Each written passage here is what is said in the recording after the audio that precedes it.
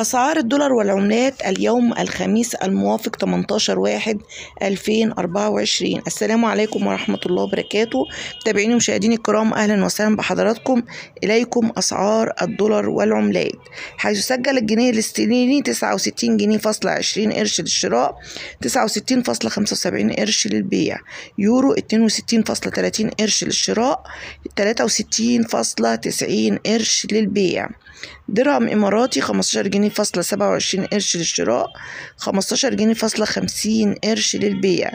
دينار كويتي 187.50 قرش للشراء، 190 جنيه للبيع. دينار أردني 80 جنيه فاصلة 35 قرش للشراء، 81.5 قروش للبيع.